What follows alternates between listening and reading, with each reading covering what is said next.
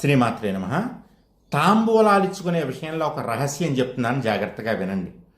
కనీసం 5 ముత్తైదువులకి మీరు తాంబూలం ఇచ్చుకోవాలి, లేదా 5 ముత్తైదువుల ఆశీర్వచనం తీసుకోవాలి.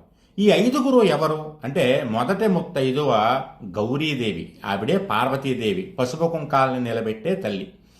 రెండవ ముత్తైదువ లక్ష్మీదేవి, ఐశ్వర్యాన్నిచ్చే తల్లి.